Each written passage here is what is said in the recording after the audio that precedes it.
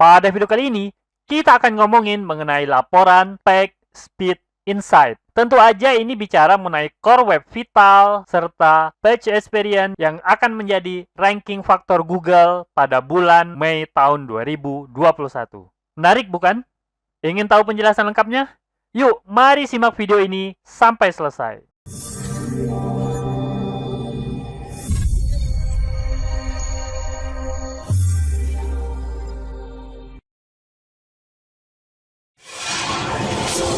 Assalamualaikum warahmatullahi wabarakatuh. Ketemu lagi bersama saya, Kanada Kurniawan, dan masih di channel kita, Pro Jasa Web. Pada kesempatan kali ini, kita akan mengupas mengenai laporan PageSpeed Insight. Ya, buat teman-teman yang suka mengoptimasi website untuk kecepatannya, pasti udah tahu apa itu laporan PageSpeed Insight. Nah, kita akan kupas satu-satu mengenai laporan ini dan bagaimana membacanya gitu ya. Haha. Oke, penasaran bukan? Yuk, langsung aja kita masuk ke laporan yang pertama ya. Ini adalah contoh hasil laporan PageSpeed Insight. Nah, teman-teman bisa lihat, ini untuk projasaweb.com /SEO, itu nilainya atau skornya itu dapat 92, warna hijau ya. Kemudian untuk belajarit.com /komputer itu dapat nilai 100, perfect gitu ya. Nah, apa artinya ini? Jadi ini adalah bisa kita sebut sebagai skor PageSpeed Insight. Nah, Google menjelaskan bahwa skor ini ditentukan dengan menjalankan tes Lighthouse untuk mengumpulkan dan menganalisa data lab. Jadi, buat teman-teman yang udah berpengalaman pasti tahu yang namanya Lighthouse ya. Teman-teman bisa melakukan tes Lighthouse juga langsung dari Chrome. Nah, itu bisa juga langsung dilakukan tanpa masuk ke halaman PageSpeed Insight ini. Nah, selanjutnya, di bawah dari skor tersebut, teman-teman bakal lihat ada 3 data utama, yaitu field data, origin summary, kemudian ada lab data. Nah, kita bicara pada bagian terakhirnya ya. Lab data. Nah, lab data ini menjabarkan hasil dari skor yang di atas tadi. Yang hijau tadi tuh ya, yang 92 atau yang 100 atau misalnya kalau ada yang dapat cuma 50 gitu ya. Nah, itu lab data ini menjelaskan skor yang itu tadi. Dan pada lab data ini ditampilkan ada 6 penilaian atau 6 faktor yang dinilai. Ada first content paint, ada speed index, ada largest contentful paint, ada time to interactive, ada total blocking time, sama cumulative layout shift. Nah, 2 diantaranya itu adalah Core Web Vital, yaitu largest contentful paint sama cumulative layout shift. Oke, lanjut ya. Nah, kenapa dijabarkan 6 ini? Pertanyaannya gitu kan? Nah, padahal Core Web Vital itu ada 3. Bahkan nggak semua dari Core Web Vital itu ditampilkan pada lab data. Kenapa? Pasti ada alasannya. Nah, jadi Google itu memperhitungkan skor yang tadi itu dari 6 metrik di bawah ini. Nah, bagaimana caranya? Apakah digabung semuanya atau dikumpulin kemudian dicari rata-ratanya atau gimana gitu? Jadi ternyata Google pun melakukan perhitungan sehingga mendapat nilai 90, 100, atau 80, atau berapapun nilainya itu dengan cara pembobotan. Jadi ke-6 metrik ini diberi bobot masing-masing, kemudian baru diperhitungkan. Ini sama seperti teman-teman kalau kuliah itu ya. Jadi ada pembobotannya. Jadi misalnya kehadiran berapa persen gitu ya. Kemudian ujian tengah semesternya berapa persen. Kemudian ujian akhir semesternya berapa persen. Jadi mirip seperti itu. Nah, ini dia pembobotan yang dilakukan oleh Google. Ini khusus untuk Lighthouse versi 6. Jadi sekarang untuk saat ini Lighthouse-nya udah versi 6 ya. Untuk saat ini seperti ini pembobotannya. Jadi first contentful paint itu 15%, speed index 15%, largest contentful paint itu 25%. Nah, time to interactive itu 15%, total blocking time itu 25%, dan cumulative layout shift itu 5%. Dan hanya ini yang diperhitungkan pada Lighthouse versi 6. Nah, sekarang pertanyaannya, jika teman-teman ingin mendapatkan skor yang lebih tinggi, maka hal apa yang harus teman-teman utamakan? Dilihat dari skor pembobotan ini yang dilakukan oleh Google, maka jelas jawabannya itu adalah largest contentful paint dan total blocking time. Dengan mengoptimasi 2 hal ini saja, teman-teman udah mengoptimasi 50% dari skor tersebut. Nah, jadi teman-teman harus tahu bahwa ternyata pembobotannya itu tidak sama. Oke, kita lanjut ya. Setelah kita tahu ternyata Google itu pakai Lighthouse untuk menilainya. Nah, sekarang apa lagi yang ingin kita pelajari? Sekarang kita belajar mengenai Score Page Speed Insight. Nah, pertama menggunakan Lighthouse, itu udah kita bahas ya, udah kita bahas tadi. Kemudian ternyata pada Lighthouse itu ada yang namanya network dan CPU throttling. Apa itu maksudnya? Jadi Google itu menggunakan simulasi gitu ya, simulasi network dan CPU ketika melakukan tes Lighthouse. Nah, kenapa pakai simulasi? Kenapa? Karena kalau pakai network dan CPU punya Google langsung, itu kan cepet banget ya. Jadi nggak mungkin menggambarkan kecepatan network dan kecepatan CPU yang sebenarnya. Oleh karena itu, Google menggunakan simulasi. Nah, jadi simulasi itu juga ada dua. Ada yang namanya simulasi trolling. Ini yang digunakan oleh PageSpeed Insight. Kemudian ada juga Applied Trolling. Ini yang digunakan oleh Web Page Test yang GitHub ya. Untuk ini contoh ya, Network Simulated Throttling yang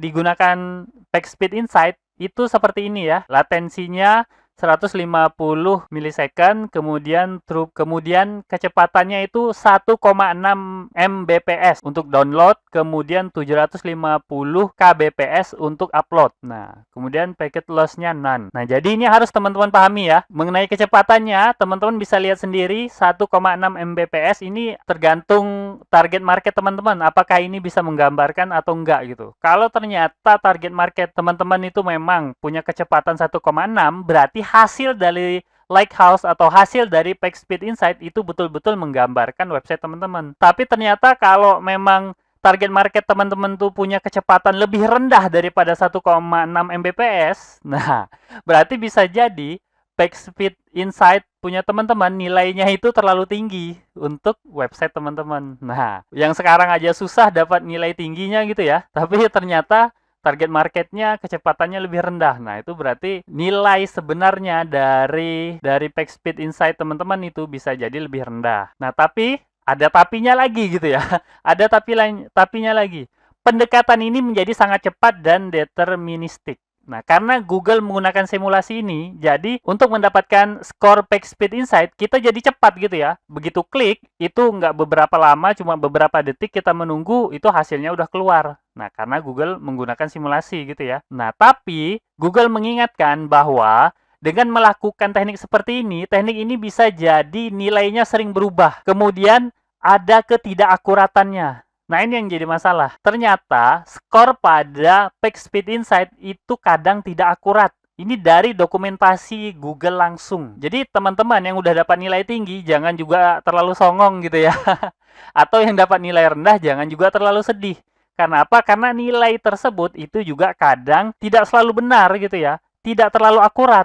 Nah, oleh karena itu teman-teman pasti sering dengar bahwa banyak sekali pakar-pakar performance atau orang yang udah pakar banget untuk mempercepat website gitu ya, pasti sering bilang, skor itu tidak penting. Pasti mereka bilang gitu ya. Nah, kenapa? Karena memang skor pada PageSpeed Insight ini tidak terlalu penting, teman-teman. Jadi, teman-teman jangan terlalu mengejar skor. Nah, oke. Sekarang kalau kita nggak mengejar skor, apa sih yang kita kejar? Nah, ini yang seharusnya teman-teman kejar, yaitu field data dan origin summary.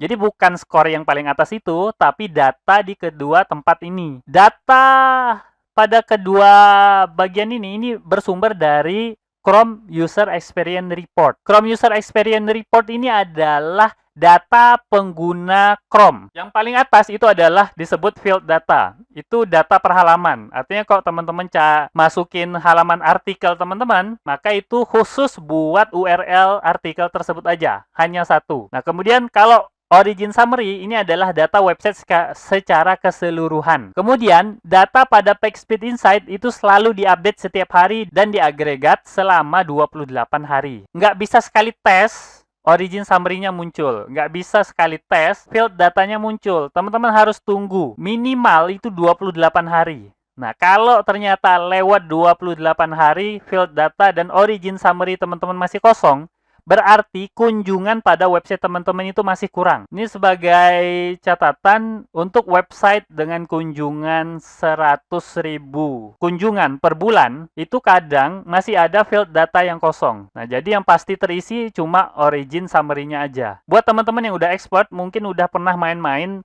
di public Google BigQuery. Nah, pasti ada juga ketemu data Chrome User Experience Report ini. Buat data di public Google BigQuery ini, diupdate-nya per bulan, bukan per hari ya. Makanya hasilnya bakal beda dengan PageSpeed Insight. Oke. Sampai di sini semoga teman-teman nggak bingung, nggak tambah puyeng gitu ya. Oke, kita lanjut. Nah, ini dia contoh origin summary dari Projasa Web ya. Nah, kemudian cara perhitungannya gimana? Yaitu data agregat selama 28 hari itu dikumpulkan untuk semua halaman. Ini untuk origin summary contohnya ya. Untuk semua halaman pada domain tersebut. Nah, kemudian dikumpulkan, kemudian akan dipilah-pilah data-datanya, kemudian dibagi semua ke dalam 3 kategori tersebut, yaitu warna hijau, warna orange, dan warna merah. Jadi misalnya website ini punya 100 kunjungan, 75 kunjungan itu lolos Core Web Vitalnya, maka nilainya 75 itu adalah warna hijau, kemudian 20 itu orange, butuh perbaikan, kemudian yang sisanya 5%-nya itu tidak lolos, artinya masuk ke warna merah. Nah, kira-kira seperti itulah skor yang bakal teman-teman dapatkan. Untuk ambang batasnya itu minimal 75% hijau.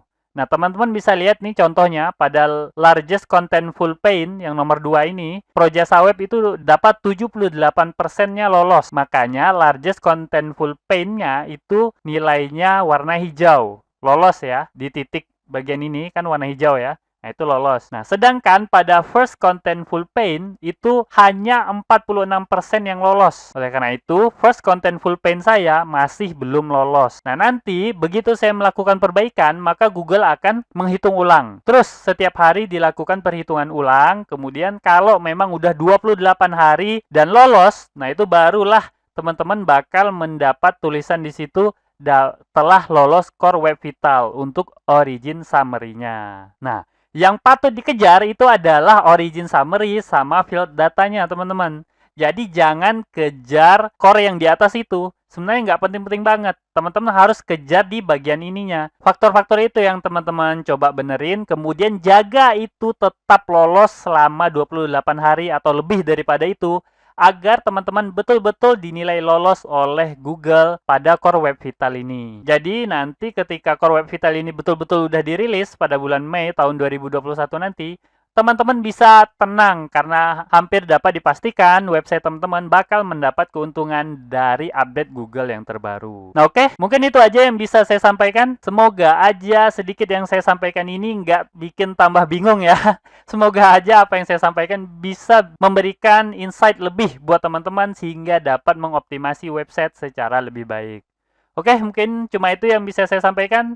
Semoga aja ada manfaatnya. Saya akhiri. Assalamualaikum warahmatullahi wabarakatuh. Oke, seperti biasa, jika ada yang salah dari apa yang saya sampaikan, tolong teman-teman ingatin ya. Jangan sampai nggak diingatin, supaya saya dapat melakukan perbaikan pada channel ini dan pada diri saya sendiri. Dan jika ada pendapat yang berbeda, teman-teman bisa masukin ke kolom komentar, supaya kita bisa berdiskusi. Jika ada masukan, teman-teman jangan sungkan untuk menyampaikannya, karena saya sangat terbuka dengan segala macam masukan. Dan jika teman-teman memiliki usulan pembahasan, cantumkan juga di kolom komentar, supaya semua usulan teman-teman dapat saya wujudkan dalam bentuk video. Buat yang belum tahu, video ini adalah bagian dari program Akademi Projasa Web, tempat di mana teman-teman bisa belajar digital marketing secara gratis. Caranya mudah, cukup kunjungi projasaweb.com/academy. Ada ratusan artikel dan video yang dapat teman-teman pelajari. Jika ada pertanyaan mengenai materi, teman-teman tinggal hubungi saya melalui email info@projasaweb.com. Gratis tanpa biaya apapun. Harapannya dengan program ini semakin banyak orang yang memahami digital marketing. Saya percaya jika semakin banyak orang yang paham digital marketing, maka ekonomi kita juga akan semakin baik. Yuk dukung program ini dengan cara subscribe dan share video ini, serta mengunjungi Projasa Web Academy.